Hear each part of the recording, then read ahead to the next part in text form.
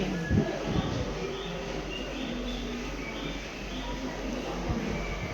Ang daming mga ibon, iba't ibang klaseng ibon, iba't ibang mga aso.